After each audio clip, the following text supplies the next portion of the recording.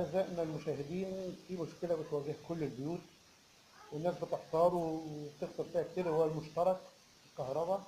في ناس المشترك بتاعها بيبوظ فبترميه، خسارة إن يترمي ويشتري مشترك دلوقتي ما سعره مش قليل. دلوقتي هنشوف حضراتكم إزاي تصينوا المشترك، وعشان تبقوا عارفين إن في مش كل الأعطال واحد، إحنا هنقول لكم عطل من ضمن أعطال المشترك الكهرباء. حضراتكم عندنا هنا المشترك بيفتح كهرباء، اللمبة بتنور لكن مش موصلة كهرباء. كده نستنتج إن في عطل في دايرة التوصيل، الكابل سليم، المفتاح سليم، لمبة البيان سليمة. كده عندنا عطل في إيه؟ في عيون التوصيل، في التوصيلات اللي جوه بتاعة عيون المشترك. أول خطوة نفصل الكهرباء عشان نطمن، نفك المشترك.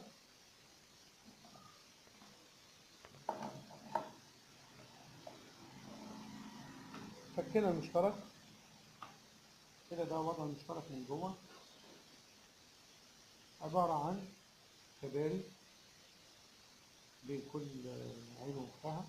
نلاحظ حاجة يا جماعة، لو شفت حضراتكم من البداية من هنا، السلك هنا في أول عين سايب الثانية ورايح للثالثة، سايب الرابعة ورايح للخامسة، تمام؟ يعني بيدي عين من عيون المشترك وسايب الثانية. لو جينا الناحية الثانية هنا هنلاقي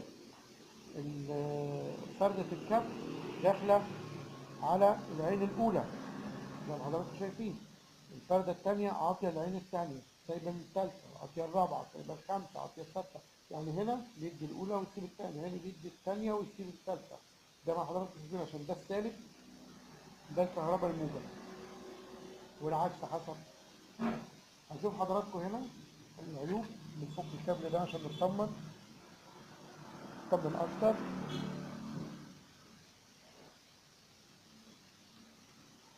هنلاحظ حاجة هنا يا جماعة، الكابلات سايحة على بعض، سايحة على بعض زي ما حضراتكم شايفين كده، سايحة مع بعضيها.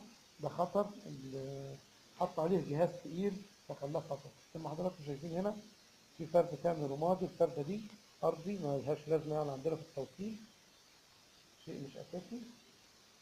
احنا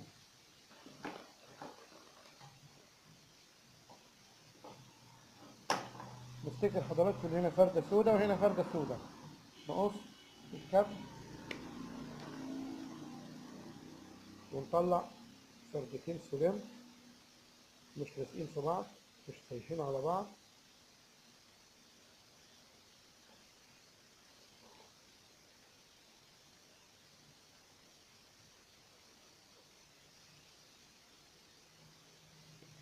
زي ما قلنا لحضراتكم الفردة الرمادي دي فاضية ما فيهاش حاجة، الفردتين السود هما توصيل الأقطاب بتاعة المشترك زي ما حضراتكم شايفين.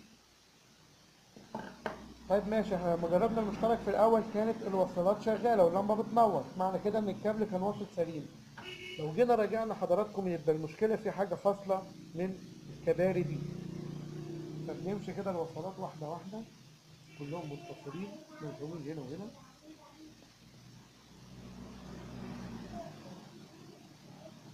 اهو هنا العين، الوصلة دي مقطوعة، طبيعي بنغير وصلة السلك دي، بنشيلها ونحط بدالها وصلة ثانية زي ما حضرتك شايفين. بس نلاحظ يا جماعة إن احنا ما ننسيش الأماكن اللي احنا فكينا منها، وزيادات الكهرباء دي نشيلها، يعني دي زيادة نحاول نبعدها بقدر الإمكان عن القطب الثاني السالب أو الموجب. كده بيكون عندنا مرفق لحام،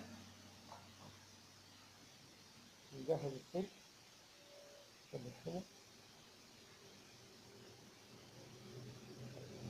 زي ما حضراتكم شايفين ده عيب شائع هنا.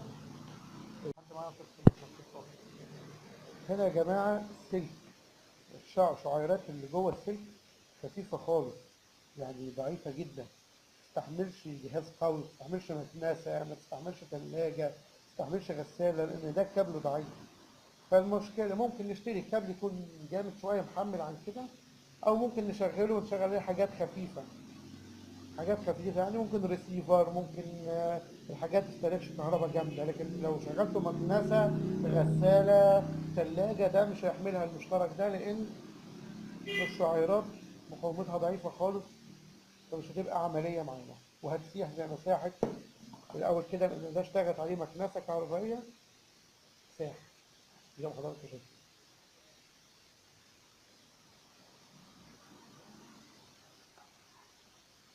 شايفين ساح ازاي؟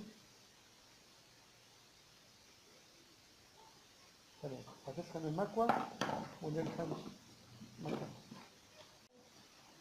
أول مشكلة يا جماعة، إحنا بنشيل مكان الكابل القديم وبنركب الكابل الجديد اللي إحنا قطعناه عشان كان سايح على بعضه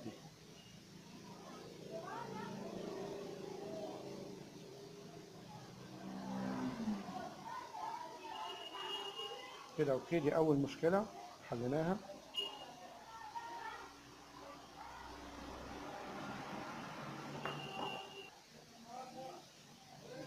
هنوصل مكان الكابل اللي كان مقطوع اللي حضراتكم شفتوه في أول الفيديو،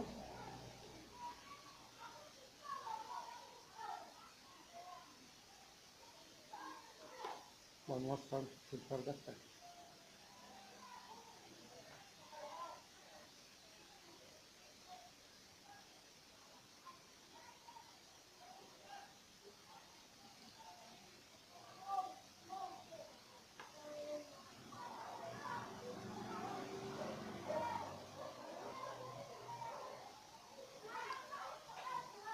كمان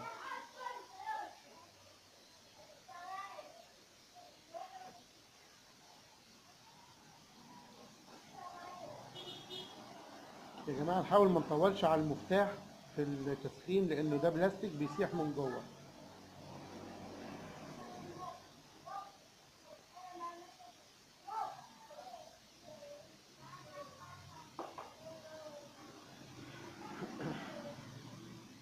كده اوكي تمام. هنركب احنا المشترك عادي يا جماعة، لو عدى كده الكابل عادي، ولو جه من هنا يكون أفضل من الناحية التانية، بس نخليه بعيد عن المسمار قدر الإمكان.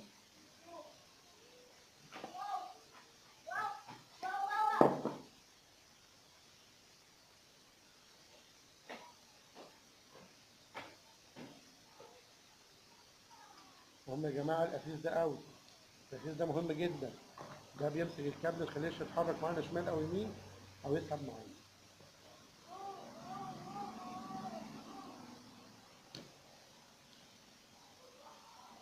كده تمام.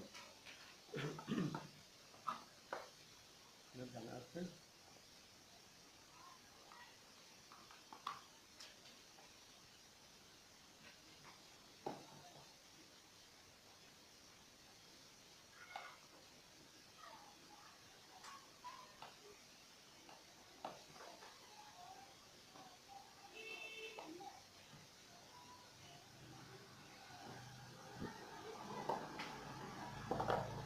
كده اتقفل تمام.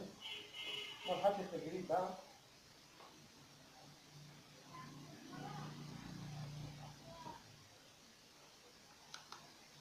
لما نورت حط اللمبة كده،